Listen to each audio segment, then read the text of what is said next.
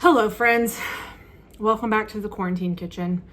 I've got a cup of coffee. This says don't touch me peasant, and I just really feel like that's pretty appropriate for this day and age. So don't touch me. Don't get too close. Social distance. I'm gonna be real honest. I've been kind of mopey today. I think the novelty of working at home is slowly wearing off, and I just want to do stuff outside. Well, you can go outside, but you know what I mean. And see my people and hug people and stuff. So, I thought to get myself out of my mopey mood. Here's the things I've already done today. I had a lovely conference call with my team that we normally do on Wednesday mornings, and my boss and the rest of the operations team. And that always brightens my day because they're super fun and we laugh a lot. But also, I'm going to make a couple of my favorite things and share them with my roommates tonight. We're going to have lasagna, which is super good. And then I'm also going to make some chocolate chip cookies. And I'm not going to toot my own horn, but I make some pretty good chocolate chip cookies. So I'm also going to FaceTime one of my favorite people from college. Today he lives in Connecticut, New York. So that will be nice. And sometimes you just got to let yourself feel the feels and then get back to real life. So we're gonna get started on our lasagna. I never really know where to look, so if my eyeballs are darting back and forth, that's because I still don't understand how any of this works. So that's what we're gonna do. So I'm gonna take a little drag of this coffee. Shout out to Sean and Betsy Howerton for the best birthday present ever. And let's get started. All right.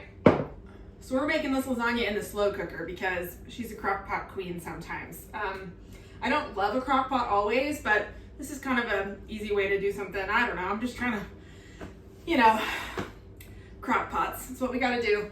But it's pretty simple. So what I've done is I had some hot spicy turkey sausage that I have just cooked like regular ground beef and added to some tomato, pasta sauce. And then I added a little extra water because we want this to be a little loose because I don't pre-boil my noodles. And you shouldn't either because that is messy and weird and takes too much time. So if you just have a little bit extra moisture in your sauce, it will take care of making sure those noodles are nice and tender while it cooks. So easy peasy. So we've got our sauce, and to that I've got about a pound of ricotta cheese that I've added some garlic, salt, pepper, thyme, oregano. If you've got fresh, this is a firmer ricotta, so it's not quite as creamy, but it's what I had. It's Spanish, fancy. So I'm going to kind of help it bind together a little bit, add 1 egg. Obviously, if you've got a looser ricotta or even cottage cheese, if you have to, just make sure you drain it kind of good to get some of the extra moisture off of it so it doesn't get weird. This will help bring our ricotta mixture together. Let me just set that there. And then to that, I'm going to add a little bit of Parmesan cheese. I don't have a ton, so I'm going to use it kind of sparingly. I'm not using my fancy ricotta cheese that I smuggled because that needs to be used sparingly. Who knows how long we'll be stuck in our house. We got to make the cheese last. And we're just going to mix this guy up.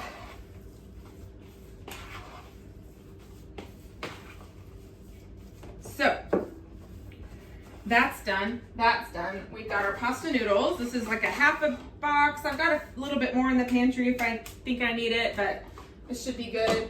And then I've got the dregs of this mozzarella cheese and another fresh bag. So that's it. We're just gonna assemble. So it's really pretty simple. You just wanna start with sauce in the bottom. So I'm gonna spoon in some. So the bottom is pretty well covered.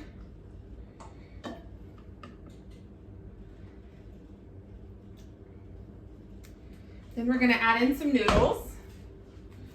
You might need to break them up a little bit, like one fits in the bottom and then I'll put some around the edge. So it's just kind of one nice layer.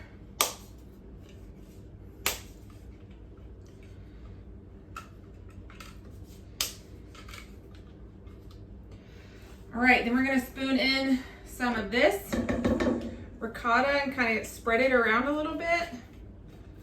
We don't want it to be too thick because obviously we don't have buckets of it. So just enough to where like every piece that you scooped out would have some in it.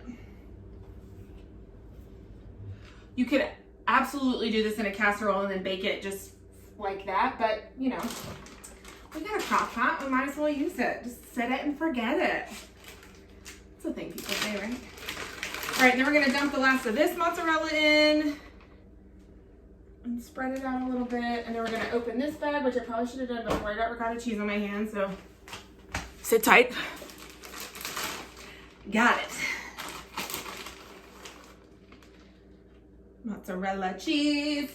Then we're gonna add sauce. And we want to make sure that every bit of pasta noodle gets covered. Someone's at the door. Who could it be?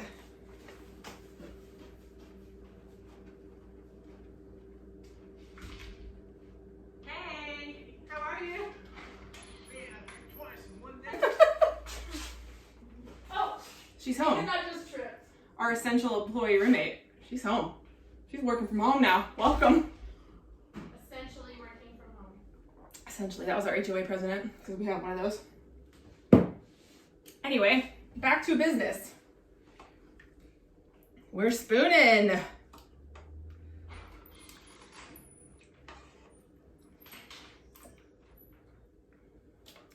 And then we're just gonna repeat this until we run out of one thing or another. Whew, could have been bad.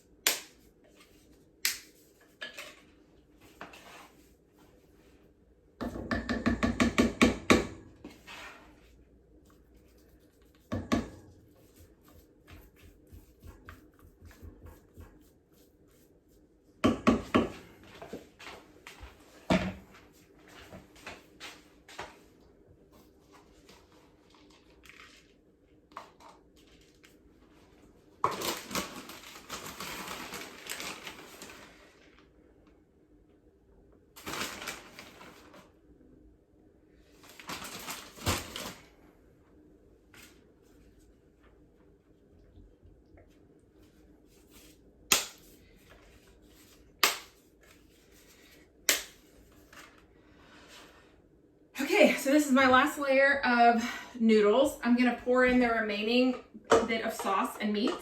And then it's gonna go into the crock pot. We're gonna attach it to the hot part. And it's gonna go on low for 4 hours. And then after that's done, we're gonna take the lid off, put more Parmesan cheese and mozzarella cheese on top, put the lid on, turn it up to high and let it go for about 20 minutes or until all that cheese has melted. And then it's ready to go. My friends, are you ready for this? Oh yeah. Look at that bubble. It's done. It's ready. An easy crock pot meal in 4 hours. Lasagna's easy. We about to eat this and some chocolate chip cookies, so see y'all tomorrow. Bye.